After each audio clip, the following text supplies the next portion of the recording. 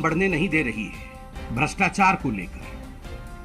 उनका कहना है कि ये जो रेड हो रहे हैं, ये जो ईडी अपना काम कर रही है, भारत के भिन्न भिन्न एजेंसीज अपना काम कर रही है और नोट की गड्डियां मिल रही हैं और भ्रष्टाचार के ऊपर जिन लोगों को घेरा गया है ये गलत तरीके से घेरा गया है। कहीं ना कहीं राजनीति के बदले के भाव के साथ ये काम हो रहा है, ऐसा विपक्ष आक्षेप लगा रही है, ऐसा विपक्ष आरोप लगा रही है। और खास करके अभी 2 दिनों में हम देख रहे हैं संजय राउत महाराष्ट्र में जिस प्रकार की राजनीति को विपक्ष जन्म देने का प्रयास कर रही है, आज इसमें दो मत नहीं होगा कि संजय राउत को कोर्ट ने भी आज कस्टडी में भेजा है और इंक्रिमिनेटिंग डॉक्यूमेंट्स और एविडेंसेस संजय राउत के खिलाफ अवेलेबल हैं। तो ऐसे में जो सवाल भारतीय जनता पार्टी पूछ रही है और आम जनता भी पूछ रही है कि क्या जो लोग भ्रष्टाचारी है, जिन लोगों ने हजारों करोड़ रुपए का गबन किया है और जिन लोगों के कारण गरीबों की गाढ़ी कमाई मारी गई है, should they be let scot free? क्या उनके ऊपर किसी प्रकार का कार्यवाही नहीं होनी चाहिए just because they are politicians? क्योंकि वो बड़े राजनेता हैं, क्योंकि वो मेंबर ऑफ पार्लियामेंट हैं, क्योंकि किसी विशेष परिवार से वो हैं या परिवार से जुड़ाव उनका है, तो क्या उनके ऊपर कोई कार्यवाही नहीं होनी चाहिए? आज कुछ तथ्य, कुछ एविडेंसेस और ये जो पात्रा चौल की पूरी स्टोरी है महाराष्ट्र में, मुंबई में, उसके विषय में हम कुछ खुलासा करेंगे और कुछ तथ्य पब्लिक डोमेन में जनता के बीच रखेंगे ताकि जनता जनार्दन भी जाने कि संजय राउत किस केस में अंदर गए हैं, क्या भ्रष्टाचार का आरोप उनके ऊपर है और ऐसे भ्रष्टाचार के आरोप का जांच होना चाहिए या नहीं होना चाहिए। जहां तक ये पात्रा चौल है, यह कोई केस आज का नहीं है, कोई 2 साल पुराना केस भी नहीं है, कोई 4 साल पुराना केस भी नहीं है। यह विषय 2007 का है। 2007 14-15 वर्ष पूर्व का यह विषय है। 2007 में मुंबई में गोरेगांव में एक स्थान है जिसको सिद्धार्थ नगर भी कहते हैं। उस सिद्धार्थ नगर में पात्रा चौल है। 47 एकर्स की ये जमीन है। इस 47 एकर्स की जमीन पर यह पात्रा चौल में लगभग 670 से अधिक परिवार, 72 टू बी स्पेसिफिक 672 फैमिलीज, ये टेनेंट्स के रूप में इस पात्रा चौल में कई वर्षों से, more than many decades they were staying in this Patra चौल।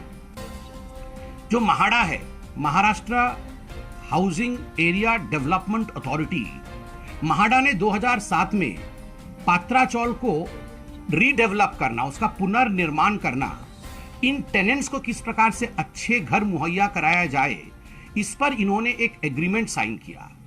किसके साथ एग्रीमेंट किया? ये एग्रीमेंट किया गुरु आशीष डेवलपर्स के साथ, GAC, गुरु आशीष डेवलपर्स के साथ। इस गुरु आशीष डेवलपर्स जिसके साथ महाडा ने एग्रीमेंट किया, उस गुरु आशीष डेवलपर्स के कई सारे डायरेक्टर्स हैं, जिनमें प्रवीण राउत, जो संजय राउत के खासम खास हैं, वह भी एक डायरेक्टर उसमें थे।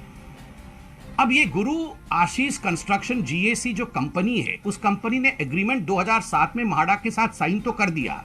उस एग्रीमेंट में लिखा था कि ये जो 672 परिवार है, टेनेंट्स है पात्रा चौल में, आप इनके लिए घर बनाएंगे, इनको आप पुनर्निर्वासित करेंगे, इनको फ्लैट्स देंगे और उसके पश्चात 3000 फ्लैट जो है वो महाडा के लिए इस 47 एकड़ जमीन पे बनाएंगे और उसके बाद कुछ जमीन जो है वो आपको डेवलप करने के लिए अनुमति दी जाएगी। हुआ इसमें यह कि ये पात्रा चौल वाले एग्रीमेंट के पश्चात जो गुरु आशीष कंस्ट्रक्शन है, एलिगेशंस उनके ऊपर है और दस्तावेज भी निकल कर आए कि इन्होंने एग्रीमेंट को फॉलो नहीं किया और ये जो 672 परिवार को स्थापित करना था, उनके लिए फ्लैट्स बना के देने थे, ये काम नहीं किया। उन्होंने 9 डेवलपर्स या बिल्डर्स को बुला करके, जो प्राइवेट बिल्डर्स थे, उनको उन्होंने 47 एकड़ जमीन बेच दिया। एग्रीमेंट किया गरीबों के लिए, जमीन बेचा खरबपतियों को। बिल्डर्स को यह जमीन बेच दी गई। कितने में बेची गई? यह जमीन 901 करोड़ में बेचा गया। टू बी स्पेसिफिक 901.79 करोड़ में यह जमीन 9 बिल्डर्स को बेच दी गई। और केवल इतना ही नहीं, इसके साथ साथ इन्होंने जो GAC गुरु आशीष कंस्ट्रक्शन, जिसमें प्रवीण राउत एक डायरेक्टर थे, इन्होंने अपना एक प्रोजेक्ट भी वहां आरंभ किया और उस प्रोजेक्ट का नाम था मिडोज। और उस प्रोजेक्ट में उन्होंने बुकिंग अमाउंट 138 करोड़ का ले लिया। तो 901 करोड़ प्लस 138 करोड़, ये 1039.79 करोड़ की पूरी रकम बनती थी, लगभग 1040 करोड़। तो एग्रीमेंट को दरकिनार किया, गरीबों के ख्वाबों को खत्म किया, उनके लिए घर नहीं बनाया और अपने लिए 1040 करोड़ बटोरा गैर कानूनी तरीके से इस कंपनी ने, जिस कंपनी में संजय राउत के खास मित्र प्रवीण राउत थे, उन्होंने हासिल किया 1040 करोड़। आप बताइए, 1040 करोड़ अपने लिए, गरीबों के लिए कुछ नहीं, क्या इसकी इन्वेस्टिगेशन नहीं होनी चाहिए? दूसरा विषय, प्रवीण राउत जो डायरेक्टर थे इस कंपनी में, उनके पास 100 करोड़ रुपए आए। ये जो 1040 करोड़ था, ये बटा 100 करोड़ रुपए प्रवीण राउत जी के पास आए। प्रवीण राउत जी ने भी 100 करोड़ रुपए इसमें से आगे भेजे, अपने रिश्तेदारों को दिए, अपने मित्रों को दिए, जिनसे सहायता मिली होगी उनको दिया। उसमें से जो एलिगेशन है, जो आप देख सकते हैं, मीडिया भी दिखा रही है, इसमें से एक बड़ा रकम संजय राउत जी के अकाउंट में भी गया है। यह भी खुलासा मीडिया ने किया है, यह भी एलिगेशन है, यह भी मामला कोर्ट में गया हुआ है। और तो और ये जो प्रवीण राउत है, जो संजय राउत के खास हैं और जिन्होंने गबन किया, उनकी पत्नी माधुरी राउत, ये संजय राउत की धर्मपत्नी श्रीमती वर्षा राउत की खास मित्र है। और माधुरी राउत जी ने वर्षा राउत जी को, अर्थात संजय राउत की पत्नी को 83 करोड़ रुपए, यह उनके 83 लाख रुपए, माफ करिएगा, 83 लाख रुपए उनके अकाउंट में ट्रांसफर किए एक अनसिक्योर्ड लोन के रूप में। 83 lakhs were given to the wife of Sanjay Raut, Shrimati Varsha Raut ji, as an unsecured loan by wife of Praveen Raut, माधुरी राउत। अब ये अनसिक्योर्ड लोन जो 83 लाख का मिला, उसमें से संजय राउत की परिवार ने दादर में एक फ्लैट खरीदा। बाद में जब पूरे विषय में ईडी ने जांच शुरू कर दिया, तो चुपके से, क्योंकि उन्हें पता था कि ये सुई का नोक जो है हमारे ऊपर आने वाला है, तो 55 लाख वापस करने की कोशिश संजय राउत जी की धर्मपत्नी वर्षा राउत जी ने किया कि मैं वापस कर रही हूं, देखो भैया, माधुरी जी को मेरा कुछ लेना देना है नहीं। मगर ईडी तब तक चौकन्नी हो चुकी थी, वो पूरा विषय जान चुकी थी। ये सारा विषय सामने कैसे आया? ये आज का केस नहीं है।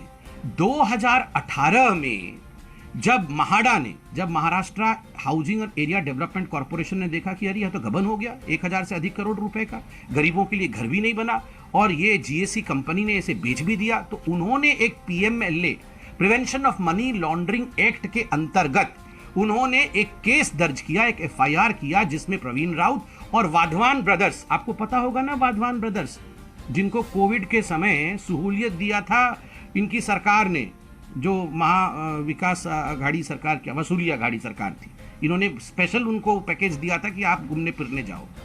ये वाधवान ब्रदर्स, जो ये GAC की जो मेन कंपनी है, जिसकी सब्सिडियरी GAC है, ये भी डायरेक्टर है।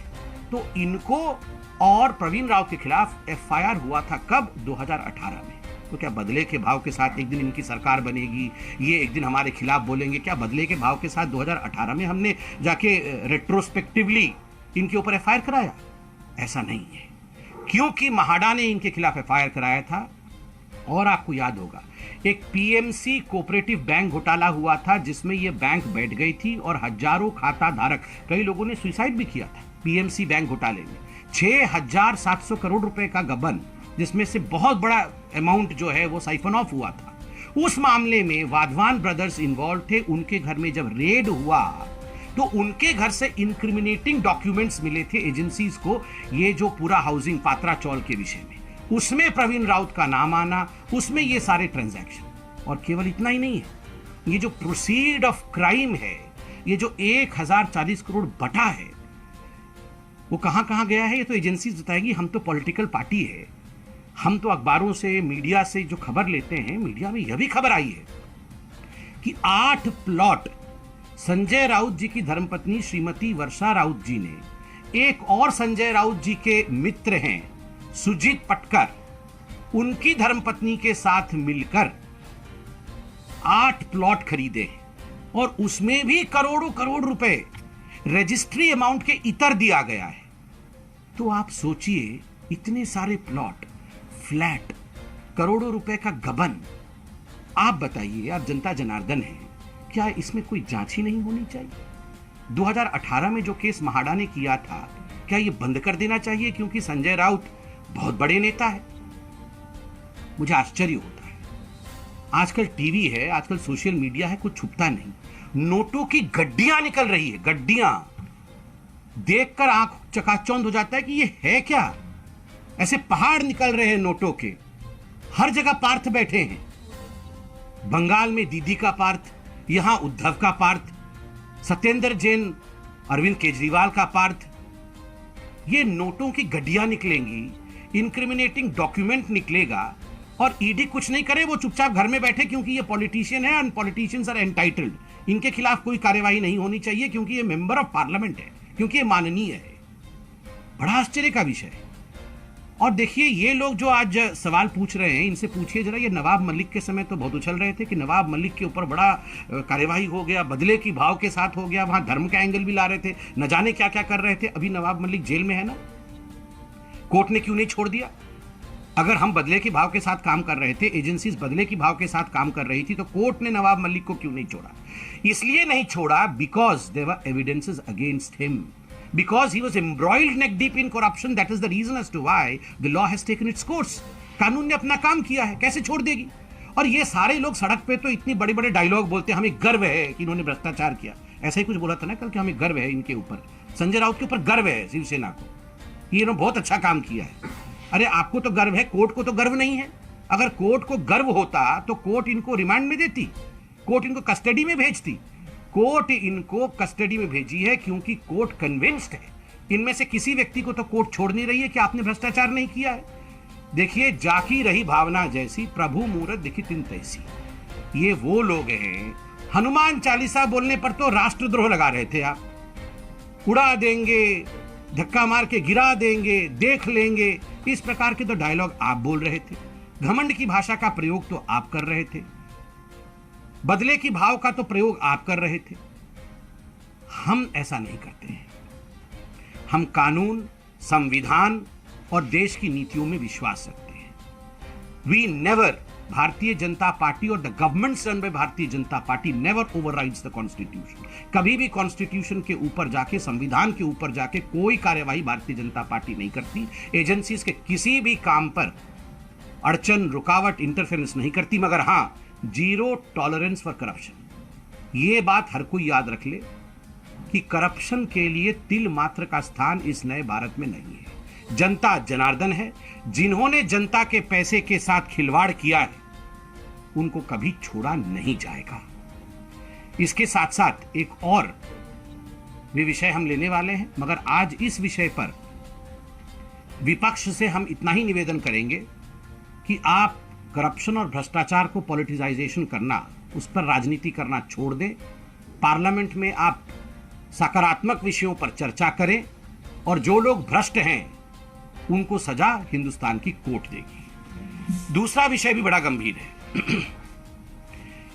दूसरा विषय है पंजाब का। आप सबने देखा है पंजाब में किस प्रकार से एक प्रॉक्सी गवर्नमेंट चलाने का प्रयास अरविंद केजरीवाल कर रहे हैं। Arvind Kejriwal is trying to usurp powers in Punjab through his proxies, not through elected members in Punjab. Punjab में सरकार आम आदमी पार्टी की है, एक चयनित, चिन्हित, जानकार, मतलब जिनको जनता ने वोट दिया वैसे मुख्यमंत्री हैं। तो स्वाभाविक रूप से मुख्यमंत्री को ही मुख्यमंत्री रहना चाहिए। आपने एक एडवाइजरी कमेटी, उसका चेयरमैन राघव चड्ढा को बनाया। इस पूरे विषय में किसी ने याचिका पंजाब हरियाणा हाईकोर्ट में डाला और कल जिस प्रकार की तल्ख टिप्पणी हाईकोर्ट ने और हाईकोर्ट के खास करके चीफ जस्टिस ने पंजाब सरकार पे किया है, उनसे उत्तर मांगा है, ये अपने आप में बहुत कुछ कहता है। चीफ जस्टिस ने, पंजाब और हरियाणा हाईकोर्ट के चीफ जस्टिस ने पूरे विषय की सुनवाई करते हुए कहा है, क्या यह संविधान के साथ फ्रॉड नहीं कि ऐसे व्यक्ति को शक्तियां दी जाए और वो सरकार चलाए? एक अनकॉन्स्टिट्यूशनल तरीके से एक ऐसे व्यक्ति को सरकार का बागडोर दे दिया जाए जो उसके लिए एंटाइटल्ड नहीं है और वो सरकार चलाए, क्या यह फ्रॉड नहीं है? यह चीफ जस्टिस ने पूछा है पंजाब की सरकार से और उनसे कहा है तुरंत इसका जवाब दे। दूसरा विषय जो कहा है कि इसकी क्या जरूरत थी, इस प्रकार के एक अपॉइंटमेंट के लिए क्या आवश्यकता थी, और सरकार की शक्तियां यदि एक व्यक्ति को दी जाएं तो फिर इलेक्शन की क्या आवश्यकता थी?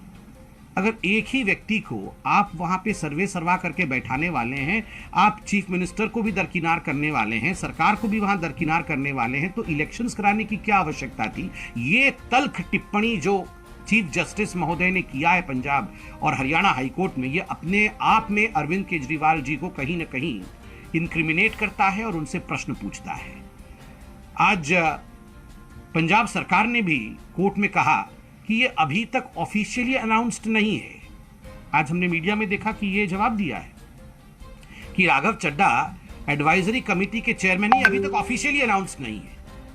देखिए, कहीं ना कहीं एक सेंस ऑफ गिल्ट, और जो हकीकत है ये जानते हैं वो दिल के अंदर, इसी कारण से इस प्रकार का जवाब दे रहे हैं। अरविंद केजरीवाल जी से सवाल है कि you can not be chief minister of 2 states together. ये जो आपकी ख्वाहिश है कि आप यहां पर दिल्ली में रहें और दूसरे स्टेट को भी आप ही गवर्न करें, आप ही चलाएं, और वहां के भी आप प्रॉक्सी सीएम बने, ये हिंदुस्तान के कॉन्स्टिट्यूशनल अरेंजमेंट ऑफ थिंग्स में पॉसिबल नहीं है। ये हिंदुस्तान का जो संवैधानिक तरीका है उसमें यह संभव नहीं है। इसलिए अरविंद केजरीवाल जी, जवाबदेही जनता को होनी चाहिए आपकी, और हम आशा करते हैं इस पर जो उत्तर आप देंगे वो आप सार्वजनिक भी करेंगे, और हम सब उस उत्तर के लिए अपेक्षा कर रहे हैं, वेट कर रहे हैं। Thank you so much. Any questions? Sumit, yesterday Uddhav Thackeray addressed a press conference and said that this is all politicization and the BJP is trying to finish Shiv Sena. How do you respond to these charges? Earlier Sanjay Raut said the same thing. See, I have taken a whole press conference on the same issue. That as far as Patra Chaul, as far as allegations against Sanjay Raut, as far as incrimination of Sanjay Raut is concerned, these are based on evidences and facts. These are not rhetorics. These are issues which have gone to the court. The court has given custody of Sanjay Raut to the agency. And in fact, it's a case not of today. It's a case which dates back to 2007, in which a fraud was committed by a company which had a director who was closely linked to Sanjay Raut. And of course, there were FIR filed way back in 2018. Money transactions have taken place. Wife of Sanjay Raut, Varsha Raut, in fact, into her account got some money. There are plots in the name of wife of Sanjay Raut. Money has been transferred to the, alleged money has been transferred to the account of Sanjay Raut from one Praveen Raut who is said to be close aide of Sanjay Raut. All these are in public domain. These are investigations which are of paramount importance, because should we allow corruption to go scot-free is a question which every Indian should be asking to Mr. Uddhav Thackeray and to Mr. Sanjay Raut, that who is politicizing the issue? You are politicizing the issue, because rather than the rhetorics, what was essential, what was needed from you was, we will cooperate. We will cooperate with the ED, we will answer the ED. But we saw that Sanjay Raut never cooperated with the ED, rather, he was boastful when the ED called him. He was boasting that मेरे पास time नहीं है, time होगा तो मैं जाऊंगा. This kind of entitlement, this kind of feeling of, kind of kingship, that I am the Lord, I am the king. This does not augur with the Constitution of India.